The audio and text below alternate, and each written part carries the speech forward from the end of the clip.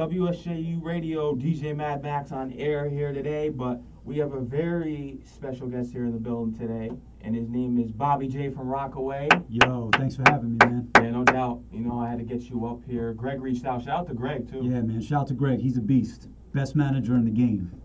I believe that. Yeah. You tell me some things about him. Your team is, you said, is very small, but you made the right decision reaching out here because I'm trying to give platforms to artists like you who still have the bars, who represent that real hip hop. I appreciate it, man. Thank you. Thank you. So, give us a little backstory about yourself. Well, my name is Bobby J From Rockaway, from Rockaway, Queens. Yeah, man, I'm just, hip hop artist. Been doing this for a long time, man. Probably started when I was around like 10 years old. Just always been a fan of music.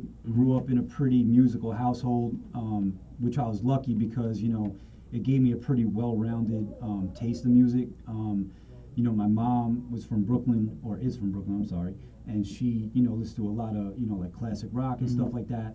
My dad was from Detroit, so he liked a lot of the same stuff my mom was listening to, but he also brought like the Motown element, like the funk and soul, and then he was also listening to a lot of like eclectic stuff, like, Talking Heads, new wave music, Elvis Costello, blah, blah, blah. And then my older brother, Eric, he's 5 years older than me, he was like just an MTV junkie, just watching it every day, loved all like the early 90s grunge stuff, and then he loved hip hop. So, I kind of just grew up with all this music around me and was just kind of forced to listen to it. I didn't really have a choice. But, my brother was really a huge influence on me because I think, when you're young, like, you always look up to your older brother, you're trying to do what he's doing. Yeah. So, like, once he got into, like, hip-hop, he just started bringing albums home. And, I would literally, like, go in his room, steal all his CDs. And, like, the first, like, hip-hop albums that he brought home was, like, all my gateway drug because, it was albums like Ready to Die, Illmatic, Reasonable Doubt, It's Dark and Hell is Hot, Legal Drug Money, Capital Punishment. So, like, I went to school with those albums, and then by the time I was, like, 13, 14 years old, the internet was, like, in full swing, and, like, Napster and LimeWire and all that stuff was out. So once I figured out what I liked, I just, dove into it head first and just was like, look, if I like Nas and Jay, like, what else am I gonna like? And that's kind of like how I discovered, Cool G Rap, Big L, all the underground artists. And really it was just like, I started figuring out why certain rappers were better than other guys. I started really listening and starting to understand like the technique and the way they wrote.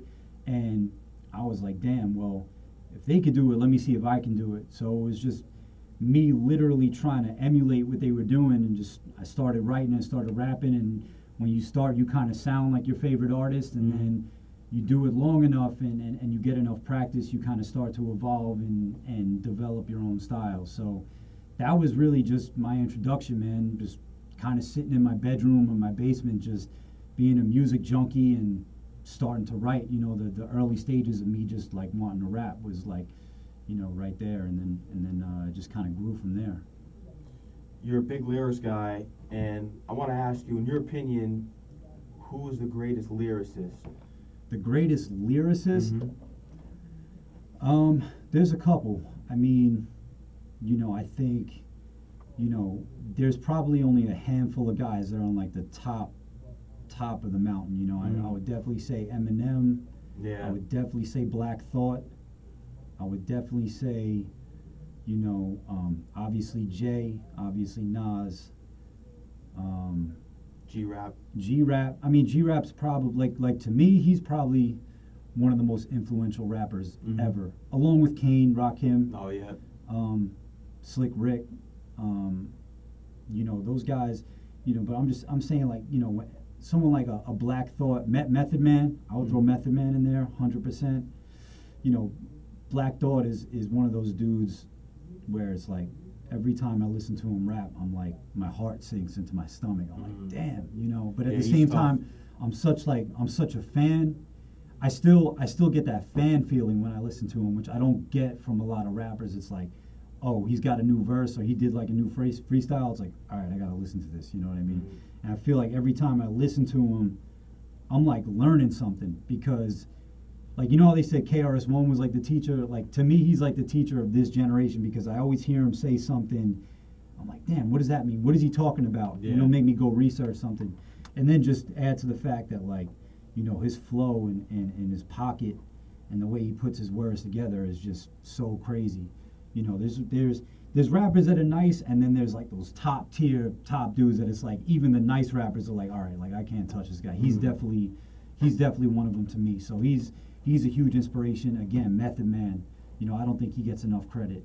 You know, obviously Eminem. You know what I mean? Like, Pun, 100%. Like Pun was Capital Punishment to this day is that album came out in '98, and I don't think there's any album in the last 21 years since it came out that's really like that anyone could really say is lyrically better than that. You know what I mean?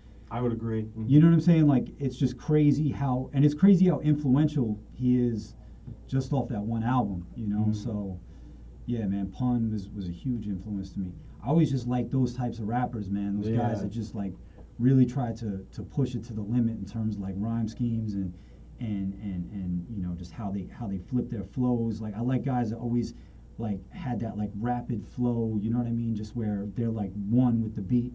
So, you know, those guys were what I strive to be back then, and in a lot of ways who I strive to be like now. You know, I still don't think there's anybody that's come out since then that can really touch those guys. So, you know, those are always my biggest inspirations. Mm-hmm. Who are some of the artists in the industry today that you think are close to them, if anything? I mean, definitely Cole, definitely Kendrick. You know, like, people could hate, but I think Drake is up there. You know, he's still, like, when he wants to rap, he can rap.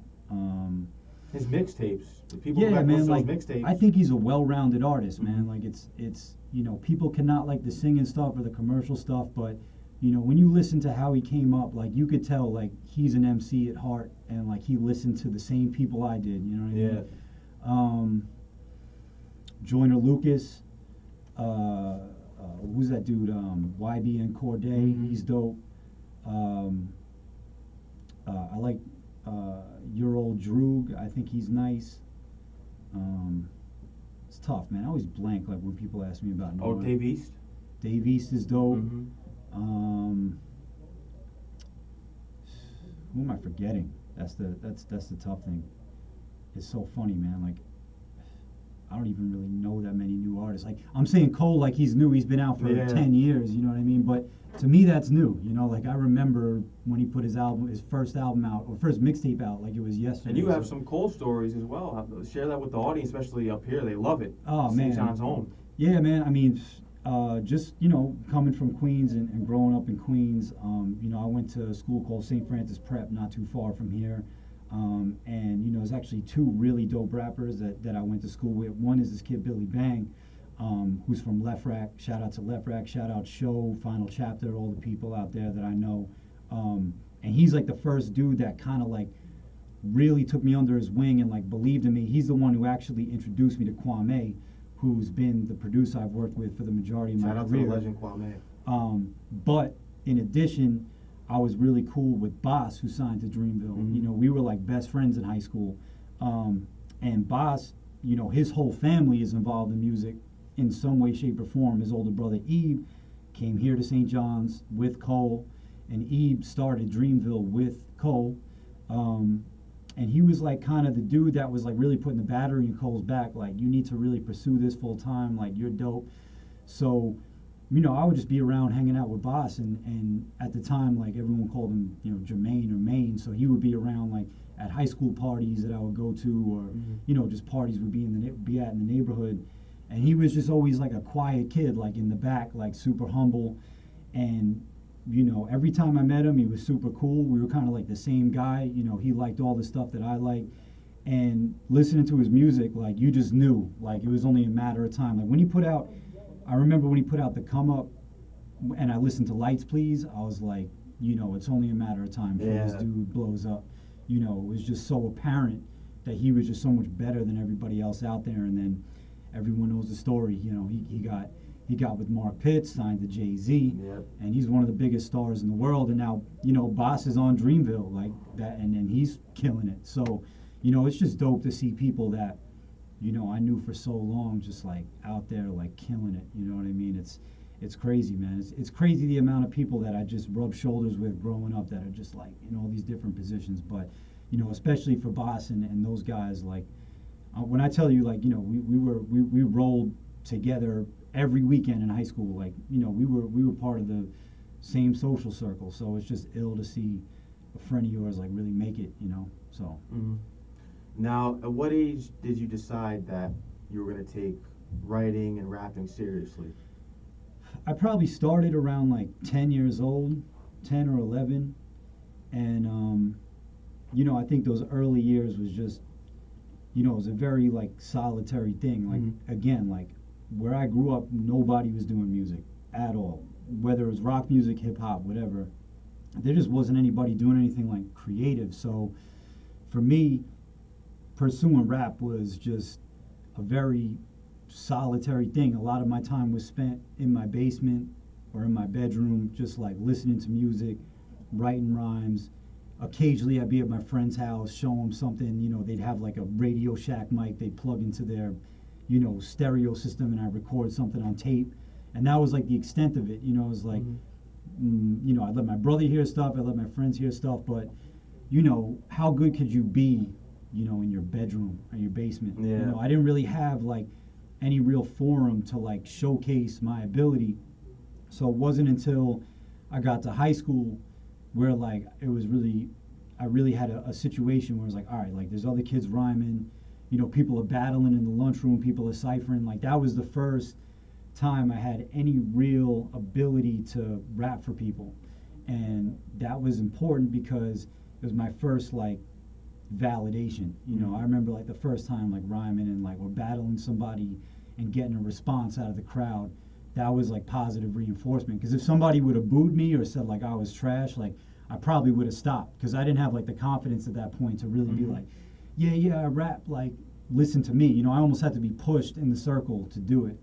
And that kind of came from the fact that if I told somebody I rapped in my neighborhood, people would be like, what? Like, get out of here, man. Like, they didn't understand it at all. So, those early high school years were very,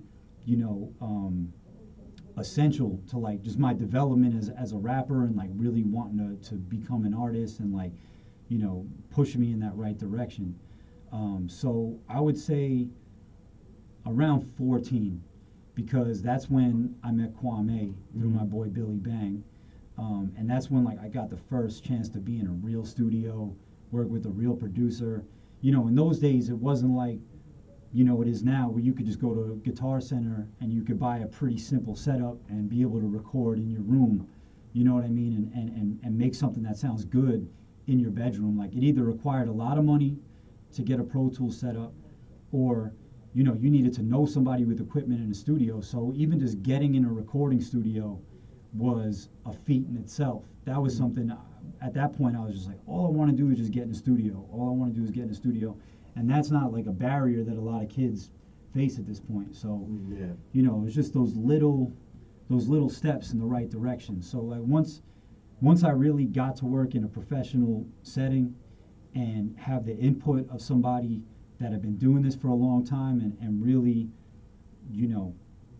just like take it seriously. That was around 14, 15 years old, and I mean, me and Kwamè have been working together ever since. You know what I mean? So this is a long time coming, man. Like I've been working with him actively since around 2001. That's good. Yeah. So, it's definitely not overnight. You know what I mean? What was it like the first night or first day you met him? He had you audition for him, or what was it? It was it's funny because I didn't even really know who he was at the time. I was young. Like I was probably 2 years old when he put his first album out. You know what I mean? Like I was, my hip hop knowledge didn't go past probably 93 or 92 at that time. So I had some idea who he was, but I didn't really get it. So, and it's honestly better that I didn't, because I probably would have been like super nervous. But like I said, my boy Billy Bang, who he's my friend Anthony. I call him Anthony, but he's a rapper. I'm saying Billy Bang because I want people who are checking this out to check him out, because he's to this day one of the dopest rappers I've ever met. But he was already working with him, and just based on me and him becoming friends, he was like, look, man, I want to bring you to the studio. I want you to meet Kwamè. And at the time, Kwamè was living in Harlem on 145th Street in an apartment that, the listeners can't see this room, but, probably extended from that wall to that wall. Mm-hmm. And the entire apartment was a studio. Like, he had a bathroom, a small kitchen, and then the entire living room was, his control board, his MPC, his mic was in his bedroom. So literally there was no negative space. Like, everything was his recording equipment. And this was kind of like a transitional phase in his career where he was like really trying to get on as a producer. I think Mm-hmm. he maybe had like one or two big placements at that point, but he was still, trying to get back on as a producer. And when I first met him, like, it's always bugged out to me, and I talk to him about this all the time. It's like, I can't even believe he stayed working with me, because I was so whack at the time that I met him. Like, Really? You think so? I mean, the rhymes were there, but I couldn't rap on beat. I couldn't write a song to save my life. It was all just me, like, rapid metaphors, like trying to be cannabis, but not doing it good. You know what I mean? Like, but I guess, he saw something. You know what I mean? He saw something that had potential. So again, that was another early experience for me that was good, because it gave me positive reinforcement. You know what I'm saying? Like, if he would have been like, nah, I don't want to work with you, I probably would have stopped rapping, to be honest with you. So between that and like high school and just getting that early validation, that was like what really pushed me in the right direction. But yeah, man, at the time, like, I didn't even really know who he was. And then when we first started working, it was like, all right, I'm going to do my research. And then I started listening to all his albums, and I started studying the history, and I really started to understand, like, damn, this dude's like an icon of the time he came out, and it's his icon status has only grown since that point.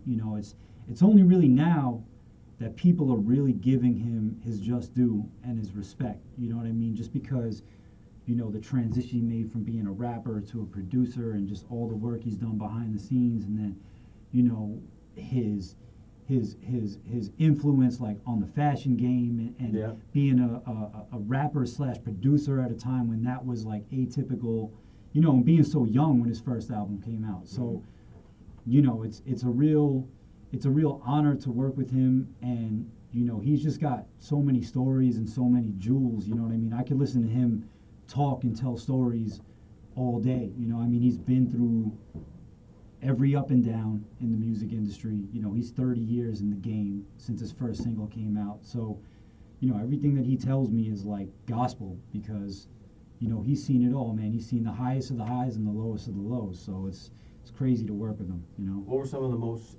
influential things he's told you? I mean, he's just got so many stories, man. As far as advice, like, I could only follow his example. There was at one point, where he's 16, 17, and he's on tour doing stadiums with MC Hammer and NWA and De La Soul, and like that's crazy to me that at the time, like, they just lumped all rap in the same category. So he's on tour with like Public Enemy, NWA, and then like MC Hammer and Too Short, and like just a complete a lot of different styles. Yeah, like doing stadiums. You know what I mean? And then, his career kind of takes a nosedive after his second album, and just a whole new sound and era comes in, like the whole gangster rap comes in, and then obviously, the infamous Biggie diss, and like just kind of being, cold product for literally like 5 to 6 years, where his name was like poison, like nobody wanted to work with him. And this is somebody who's 20, 21 years old, that like literally went from, doing 20,000 person venue stadiums, to going and having to almost live back at home with his mom for a couple years, and then slowly building up his reputation as a producer, and then being able to produce for people like Mary J. Blige and LL and Lloyd Banks and the Pussycat Dolls, and like do like all this cross-genre production work. So, he completely reinvented himself, you know. Yeah, he did. And you know, seeing him go from when I first started working with him, living in a tiny ass apartment in Harlem, to being able to buy a crib in Jersey, you know, just seeing the hard work pay off, and never hearing him complain, never seeing him like really fold, you know what I mean? Just, I think the big takeaway was just never give up, just keep pushing, you know what I mean? Like, when you give up, then you're done, you know what I mean? Because you don't get fired from the music industry, you quit. So that's probably the biggest jewel he's ever given me, is just watching his example and seeing him always keep pushing, man. You know, and honestly, I could have used my own advice, because there was times where it was like, damn, I don't know if I even want to do this anymore. You know, it takes its toll on you, but you know, you always just got to keep a level head and remember why you do this in the first place. You know, it's about the music, it's about the craft. So, you know, that's the biggest thing I've always taken from him, is just keep pushing, believe in yourself, do what you do, don't let the extraneous external factors, like, you know, get you down or deter you from, you know, the ultimate goal, you know. And I'm glad you haven't given up, because we need people like you in hip hop, because you know what it is in this crazy mainstream era with the hip hop. I don't even know if you can call it that. I mean, you said it could be a subgenre. I've heard that many times, that it's just all subgenres, but it's oversaturated. Yeah, I mean, everyone's a rapper, man. I mean, you know, look, if rock music can have all these different subgenres, and, you know, all rock artists aren't looked at in the same light or held to the same standards, like everyone makes different types of music, like rap has been around, you know, 45, 46 years, like obviously it's going to branch off into all these different directions, you know. So look, I don't judge a fish for how it climbs a tree. Like, I'm not looking at somebody that makes quote unquote mumble rap music and judging them by the same standard that I'm judging somebody who, you know, I could tell is trying to have bars, is trying to rap. So it's different strokes for different folks, man. There's so much music out there that whatever you like, you can find it. You know, if you like the more purest stuff, it's out there. If you want to turn up, it's out there. And you know, it doesn't have to be so polarizing. You could like both. Like, honestly, there's artists that I guess would fall under that umbrella that I like. You know, I think people listen to my music and think I only like a particular brand of rap music, but look, man, there's more music. The good thing is there's more music being made now than ever before. You just have to look for it. You know what I'm saying? So sometimes it's hard to find what you like, but you know, it's out there, man. You know, so I can't hate on it, man. If the young kids like it, if someone has the balls to put themselves out there and 1 million people like it, who am I to judge whether something's good or not? You know, because there's, like I said before, when we were talking before the show, somebody could listen to what I'm doing and think it's terrible. Yeah, it's not. Yeah, but you know, some kid who's 15 or 16 years old, 14 or whatever, if they're listening to Little Pump or whatever, you know, they could, what I'm making sounds completely foreign to them. So it does. I could totally see how they're like, this is whack, dude. Like, I can't, you know, I can't bounce to this, whatever. So again, it is what it is, man. Everyone has different tastes. One man's trash is another man's treasure. So you know, I can't really call it, you know. It is what it is. Bobby J said it best. So we're gonna throw a song on here. Yours. Which one you want? Your choice. Let's start with Walter White. Walter White. Static Selector. Let's get into it. Walter White. You know what it is. Bobby J from Rockaway. DJ Mad Max here. WSJU Radio. St. John's University. Crack in the flesh, I spit that blue magic, yeah, I package it fresh. I'm not impressed, overrated rappers average at best. The flow is so erratic, like it's manic depressed. No static select, give my vocals some dramatic effect while I eulogize this beat. So tragic, it's death. Head back from whence that you came. Cause once I'm in my pocket like lint and loose change, I kick like Liu Kang. They still won't diminish him. Hit him with that fatal blow. Screen flash, finish him. This ain't a game, boys. This my age of innocence. I've been having 16 spit, no Sega Genesis. Evade the premises, evacuate the area. Barrier the fences, want some more, the more the merrier. A pistol, you a derringer. A pit bull, you a terrier. I spit it, cause hysteria, then spread it like malaria. The AZ part. Yeah, man. Fire. Static killed that shit. Yeah.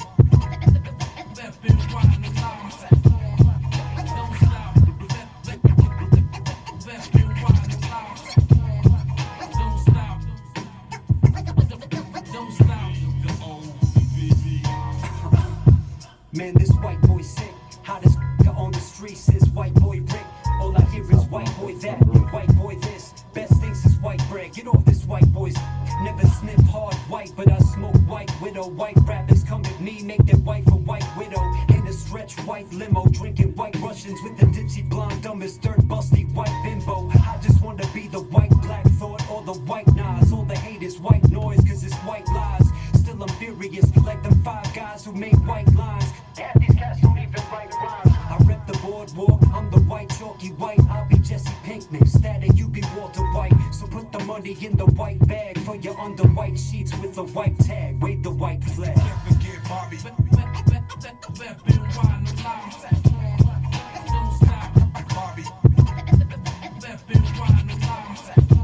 How long is the show, man? Yeah.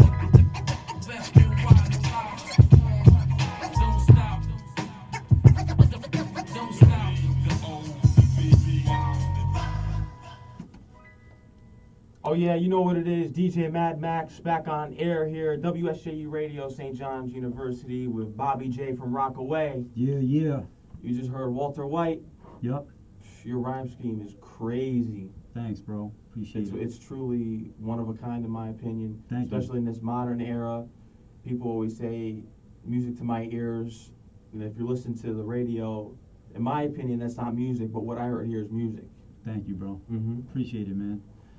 So Yeah. what was it like hooking up with Static Select on this one? Oh man, super dope, man. Like, you know, he's a lot like me, and from a producer standpoint, you know what I mean. Like, he's a purist. He's kind of carrying the torch of, like, you know, the Premiers, the Pete Rocks, you know, the Q-Tips, the large professors. You know what I'm saying? Like, he makes music that he wants to listen to. You know what I mean? And you know, we got along great just because we're just kind of on that same level in terms of, like, the hip hop, just making hip hop that we want to hear. You know what I mean? And that's kind of my rule of thumb. It's like, you know, if I'm not making something that, like, a 15 or 16-year-old me would respect, then I'm not going to put it out. And he's the same way. So it was just dope being able to be in the studio and, like, see his process and record with him. And then, you know, see him do the cuts live and be able to collaborate with him on, like, you know, what cuts we should use, and, you know, just picking his brain in terms of, like, you know, what kind of hip hop he's into, and, like, just him sharing stories with me and, you know, playing records that he did. So it's just a one of a kind experience, man. And you know, it's just an honor, honestly, to work with him, because for him to co-sign it, you know, it means I'm doing something right, because, you know, if you look at his catalog and the people that he's produced for, like, he only really works with, like, MCs, you know what I mean? Yeah. Like, he only, if you're whack, he doesn't mess with you. So, you know, it was just, again, you know, that validation, that cosign that went a long way. So, shout out to Static Selector. You know, we got another one in the way. You know, he's dope, man. So I'm trying to get more in with him. You know, so. He's a cool dude and a great producer, man. Definitely one of my favorites out right now. You know? I'll be looking forward to that. Yeah. You brought up a term before, MCs. It's hardly used anymore. I don't even think people who listen to the music on the radio even know what that means anymore. What's your views on the term MC in this day and age? Like MC versus a rapper? Mm-hmm. You know, I think an MC is just somebody that, you know, studies the craft, you know, takes, you know, writing lyrics seriously, takes all elements seriously, man, whether it's making records, whether it's your stage show, your stage presence, you know what I mean? Someone who studies the people that came before him, you know. Somebody like LL is an MC, man, you know what I mean? If you ever see him live, one of the greatest live performers you'll ever see in your life, man. Like, he doesn't need a hype man. He's on stage. His presence is so commanding. You know, he takes over the stage. KRS-One, MC. You know what I'm saying? It's a whole package. You know, it's not just being a good rapper. It's not just being a good writer. You know what I mean? It's not just being a good song maker. It's being able to translate what you do in the studio on the stage and being able to connect with people. You know, obviously Run DMC, MCs. You know, the Beastie Boys, MCs. You know what I mean? Like, guys that I always look at the full package. When I look at, you know, artists that I study, I want to be like, you know, I think the live element is a huge thing that goes into it.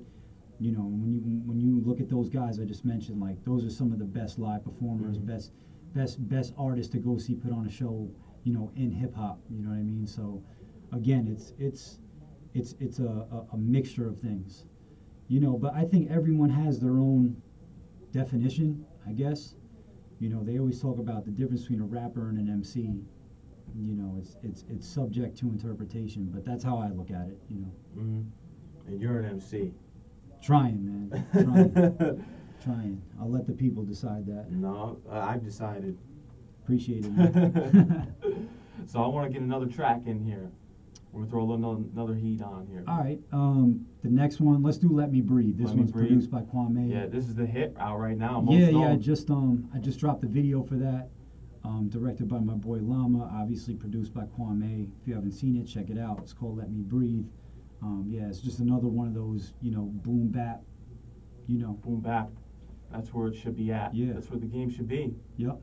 Let's get into it. WSJU Radio, St. John's University, Queens, New York. Bobby J from Rockaway is in the building with DJ Mad Max.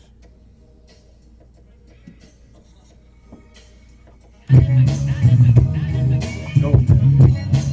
Definitely so. I also want to tell you, you could take a picture of this on your story and people call in. We do that with everyone too, so if you can do that, you can call in and talk with you. Bobby J, Rockaway is where I come from. Queens, that same borough where it run from. I remain thorough, never run from anyone ever. Never dial 911. Catch me punch drunk off the 80 proof rum punch. Quick to safe, you pay me in a lump sum. Now how the hell I find myself in this conundrum? All these cocky dum-dums shot me like a stun gun. Number one son in this rap race, I'm out coasting. Watch, got the black face, no Al toasting. I'm out to the cows roaming. EMI, BMI, ASCAP, NASDAQ, and Dow Jonesing. Why you broken whack? That's why I broken crack the demo. Got your brown-eyed girl doing coke and back the limo. When it's stone me, even like I'm smoking crack. And it don't better go and crack a window somewhere.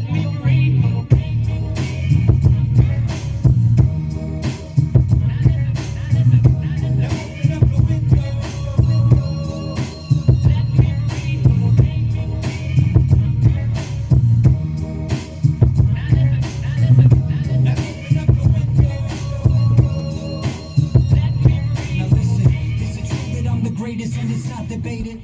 I don't know. Is prison overpopulated? That's like asking me if calculus is complicated. You and I are not related. Get your chain confiscated. It's obvious the weed has probably got you faded. Heavily intoxicated. Brain is confabulated. I'm the illest breathing. If I'm not the greatest, one died on March 9th. The other one died from Vegas. And the mother say it's not contagious. Claiming that they put in work until the boss come and cut their wages. Usually here, there's a green button that pops up once in a while. It's not even calling, so I'll be getting the phone line.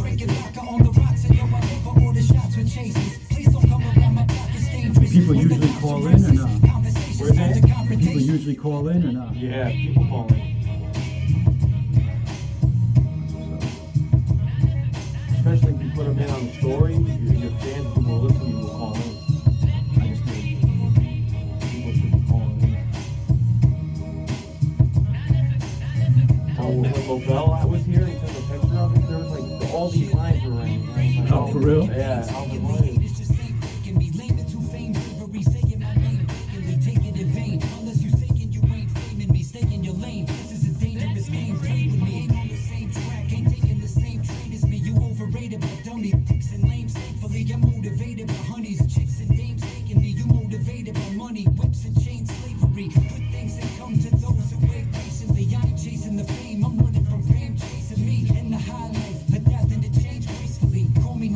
When I'm rapping,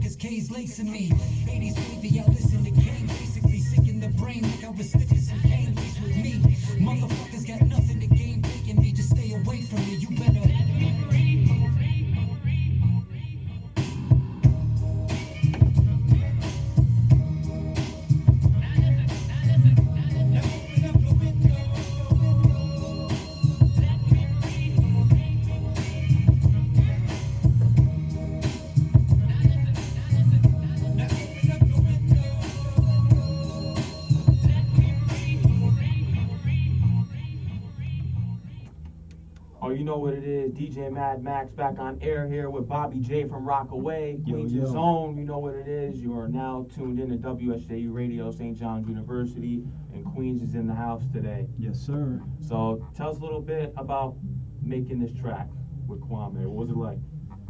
It's dope, man. You know, Kwame's process, or like our process, is always, you know, a variation of the same thing. It's like we'll just go in the studio, and 9 times out of 10 we'll just get into some kind of long conversation about something random, and then it usually, you know, evolves into us like just talking about records or like songs we like, playing stuff back and forth, and then it just kind of organically flows into making a song. So with that, like I think I had the sample. You know, I'm a big like Van Morrison fan, so that's a Van Morrison sample.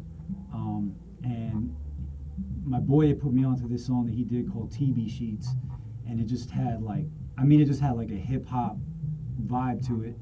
And I brought it into the studio. I think within like the first 3 or 4 seconds of me playing, he's like, "All right, we got to use this." So he made the beat on the spot. You know, and that's his process. He'll just pull it up. You know, he's still on the MPC. Like, you know, he's updated to where like he's using a lot of like the new stuff like Ableton and, you know, other, you know, programs, but he's still very much like a purist in terms of like he's gonna bang the beat out on the MPC. You know, I mean, he's a very physical dude in terms of his process. You know, a lot of people don't do that anymore. I know Kid Capri does. He goes on live and he'll make a beat too. Yeah. So he's, you know, he's still from that like true school. Like I'm loading up the sample in the MP and I'm banging it out. So as soon as he queued it up, like he just started, you know, making the beat. And I think as soon as he had like those drums down, I just started writing. And you know, we probably did the song in like 3 hours. You know what I mean? And it just gave me that raw hip hop energy, you know what I mean?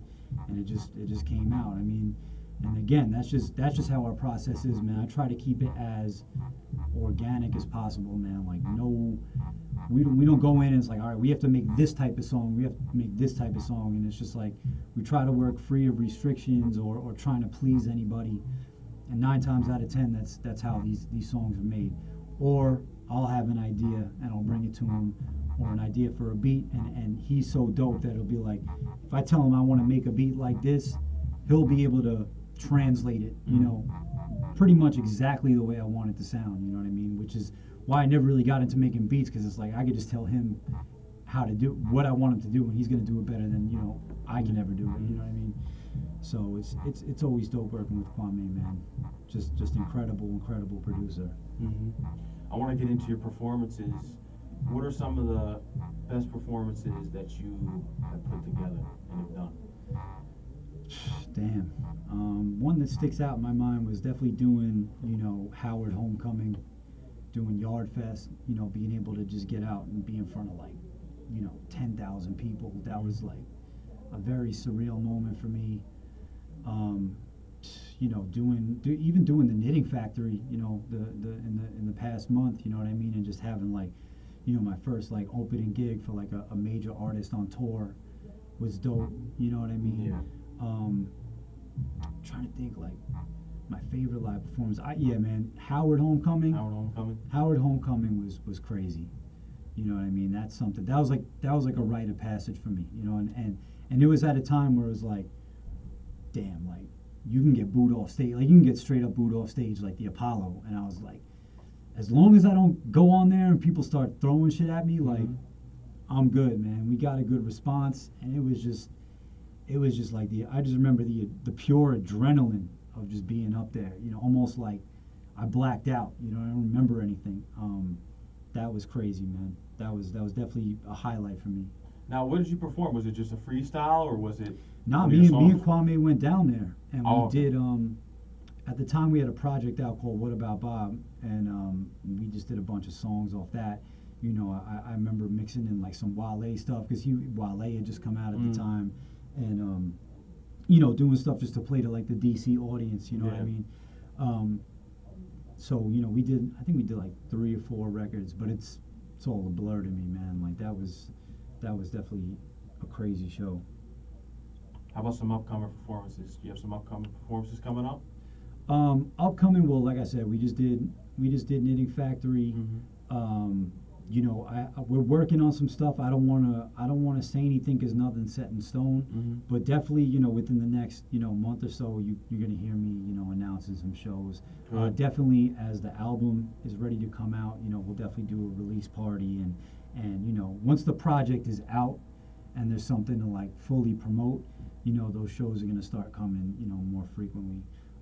But right now, we're just still in like the negotiations phase, and like I don't want to be like, oh, I'm performing here, and it's it doesn't go. Yeah. So we're just working it out, and people should, if you follow me on Instagram at Bobby J From Rockaway, you'll be able to see like all the details as they come out. Mm-hmm. You just announced that you have a project coming out soon. Yeah. When can we expect that? Within the next month, definitely. Oh, good. So we're just putting the final finishing touches on it. I don't know if I don't want to like reveal the title or anything yet. It's kind of like I wanna surprise the fans with that. We're shooting the cover this week. Oh, We're getting everything mixed and mastered. I was waiting on a couple features to come in that are finally in. There's a couple beats from a couple producers that I was waiting on. So the bulk of it is done. Just getting all the bits and pieces ironed out and like ready to be put out. So expect an announcement in the next couple weeks for sure, 100%. Definitely got a new single dropping from it soon. People are gonna be surprised. What's on there. It's definitely something. The people that have been following me are gonna be excited about for sure. It's going to be similar to what you have here on the SoundCloud and all the other platforms at Real Yeah, man, Hip Hop. just an expansion of that. Definitely some more personal songs, some more concepts. You know what I mean? But definitely, sticking with the core of what I've been doing. If you like what you've heard so far, you're gonna like the album even more, man. It's definitely just an expansion of what the fans have been responding to. So I think the people that have kind of been watching me grow over the past year are gonna be real excited about the producers I have on there, for one, and the features that I have on there. It's not overloaded with features, but it's quality. So, people are going to be excited about that, man. Like, I'm excited to release it on the world. It's hard to like stay closed-lipped about it. You know what I mean? But I'm just trying to be patient and make sure everything is right before I put it out. But yeah, definitely expect the project, within the next month or so. That's good. Yeah, man. Now, I'm not going to tell you to reveal any names. People, especially features on the album, is it people like from the 90s, hip hop artists? Is it people in the industry from today? Can you reveal any of that? I mean, I would say both. Okay. You know what I mean? Like people that were active in the 90s but still relevant today. Mm-hmm. As far as new producers, obviously people know Static is on the project. Mm-hmm. People know Kwamè is on the project. Got another producer who's in that zone, that does the heavy like sample, boom bap, classic hip hop stuff, but he's a newer producer. You know what I mean? He's definitely, he's produced for some of the biggest artists out, so I was super excited to get him on the project. You're just gonna have to pay attention. I'll reveal the track list pretty soon. But there's I got some heat, man, and there was definitely a sound I wanted and people that I wanted to work with that I was, hell bent on getting on the project. And, it's amazing what social media allows you to do, being able to reach out to people, just being able to hit people on the humble and just ask like, yo, like I've been wanting to work with you for a long time, and being able to get somebody just willing to work with you, give you a beat, know, it's kind of surreal. So, I think, like I said, the fans and the people that have been following me, I think they're really gonna love what I did with this project, man. I'm giving them the sound that they want. It's definitely not me trying to veer off and like just do what's popular. Oh yeah, no, so, don't do that. Yeah.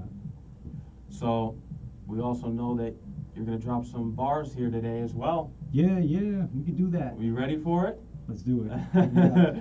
You know what it is when the beat drops here. WSJU Radio, St. John's University, Queens, New York. Bobby J From Rockaway is in the building. Yeah. Yeah. Listen. Bobby J. Yeah. Rockaway. Queens. Yeah. Listen. When I'm not out slaughtering flows, I'm at your local watering hole with your daughter in tow. Can't afford me for no feature, what you offering though? Know my price is sky high just like a corker in home. Treat this rap landscape just like my porcelain throne. Keep my bezel crystal blue just like the shores of Rincon. Won't stop until my house looks like a fortress in Rome. This mic grants eternal life, it's like the sorcerer's stone. Vivid imagery, paint and sell portraits with poems. If you're gorgeous, then I'm filling every office with bone. Leaving rappers in the catacombs, corpses and bones. Your cavalry is no match for my forces and drones. Give me Beamers, Benters, Bentleys in the forces and homes. Or see an angry mob assemble armed with torches and stones. Put a cork in it, you finish, stick a fork in his dome. Did he mention Rockaway Beach, New York is his home? Woo! Just a young blade runner out here stalking his clones. Replicants with your slick records, time to meet Rick Deckett. Cock back and then I porpoise his dome. This 93 Michael Jordan on the court in his zone. It's just a sport to him. Speaking in a boisterous tone, I need concealed carry permit, cause this cordless is chrome. I shot you. Listen, yeah. I address criticism with witticism. Immune to these naysayers and cynicism. Birth you rap as soon as he spit his jism. Attached by the umbilical, let the scissors snip him. Follow the leader, y'all just listened and bit his vision. Microphone fiend, lean and let the rhythm hit him. Despite all the skepticism and indecisions, one thing that you can't say is I'm inconsistent. No pauses, breaks, or intermissions. Intermittent output that's insufficient. Think the kid is kidding, but nobody did his bidding. Put my life behind these bars and never did a bit in prison. I tried to tell you, but you didn't listen. Flow frigid like the frigid air that's in his kitchen. Mind blown, your head is like a fidget spinning. So driven, can't stop it once the key's in this ignition. We ain't cut from the same cloth with different linen. I sat in the back of the class, I didn't fit in. I see you grilling with your grimace livid, cause I make this shit look fucking easy, but it isn't, is it? Spit it vivid, you can come and get your fitted, split it. If you're feeling froggish, better leap then. Ribbit. Never self-deprecating, that don't mean shit. This Elizabeth defecating, this that queen shit. Bobby J, Rockaway, yeah. Yes, sir. Bobby J didn't come to just play, he came to murder. Trying, man. You killed that. I appreciate it, man. That's Thank bombs you. right there. Yes, I gotta sir. give another round of applause for that. You know what I mean? Yeah, man. That's real hip hop. That's where hip hop should be today. And it's sad that this stuff is oversaturated. Hey, man. Because this is classic. You know what I mean? People, you have to have a certain type of skill set to do this. And you ask people who are playing on the radio today, Little Pump, Kodak Black, they can't do this. They can't do what you do. Hey, man. I mean, look, to each his own. You know, like, I don't want to diss anybody. Mm-hmm. You know, like I said, like, it's not easy to do this. You know, I understand it from an artist standpoint. It's hard to put yourself out there, you know. So to a certain degree, like, I respect anybody that is willing and able to put themselves out there and, like, pursue their dreams. You know what I mean? I have a personal preference. But like I said, you know, if somebody's doing something and people are buying it, people are going to shows, people are supporting it, who am I to say something's whack? I'm just trying to make music that I would want to listen to. You know what I mean? And I think there's a market for it. I think so too. I think that, you know, people are tired of hearing the same thing over again. So my thing is just like, I just want to give people an alternative. You know, if and you could like both. Like I said, it's not, people try to put everything in this polarizing box. Like, you can like that stuff.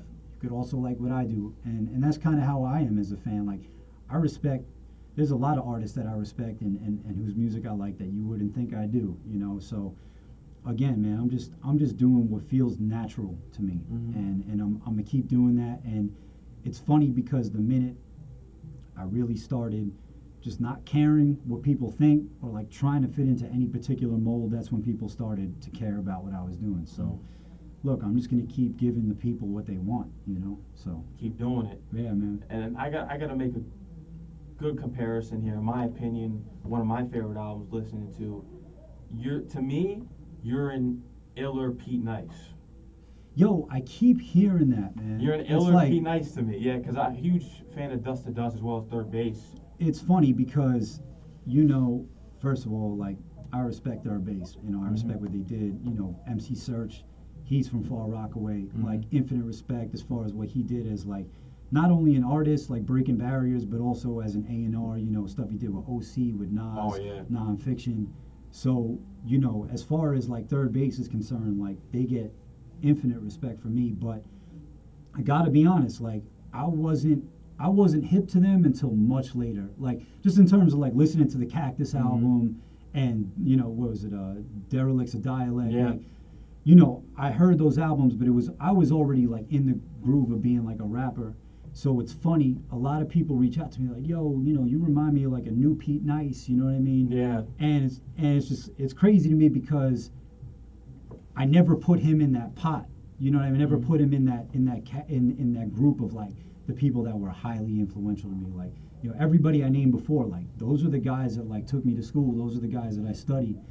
But you know what? That's dope, man. Like third base is legends, you know. Yeah. So if someone's comparing me to somebody who I look at as like an OG and like a legend, then you know I can't be mad at that. You know what I mean? Mm-hmm. But that's dope, man. I appreciate that. Yeah, no doubt. And anything else you want to cover, present to the audience today that you want to get out? Yeah, man. Just follow me. You know, I'm on every platform. You know, at Bobby J From Rockaway on Instagram, at Bobby J Rockaway on Twitter. You know, Facebook, Bobby J From Rockaway, YouTube.com/Bobby J. You know, subscribe. I got, you know, 3 videos out right now. Well, actually, I got a bunch, but I got 3 main videos out right now. One is called Hometown, produced by Kwamè. I got, actually 4, I'm sorry. The Return, which is featuring Kwamè and produced by Kwamè. I got Walter White video out, that's produced by Static Selector. And I got Let Me Breathe, which just dropped, which is produced by Kwamè. You know, I got the album coming out within the next month. So I got a lot more in store, man. So stay tuned. I want to thank you for coming today, Bobby J. Hey, man, thank you. Thank you so much for having me, man. Thank It you was a for pleasure. representing the real hip hop, keeping it real, what hip hop should be, all about the bars. Yeah, man. Take a break from, you know, all these people with skinny jeans and whatever else out here. Throw on a pair of Timberlands or even a pair of Ewings and listen to that real hip hop. You know what I mean? Thank you, bro. And I'd love to have you back here. You're more than welcome when, Yeah, when the album drops. Come Sure. here. Love to have you get a performance here. Give St. John's that real Queens hip hop. Yeah, man. I would love to. Let these closed-minded kids up here listening to that mainstream know where Queens came from, and you represent that. Definitely, man. And I You want got to my thank- number. Just text me anytime. Let me Yeah, know. definitely. I'm 100% for it. And once again, thank you for coming up here. Shout out to Greg for setting up as well. Yeah, shout out to Greg. Appreciate it. And it's gonna be your choice. What song we closing out with? You know what? Let's do the Return. We can Let's play do the return again. Yeah. All right, we got it. The hit. You know what it is. DJ Mad Max, WSJU Radio, St. John's University, Queens, New York. Bobby J from Rockaway. The return. Yeah, I mean, I didn't want to go into full detail about the album because, you know, I want to release it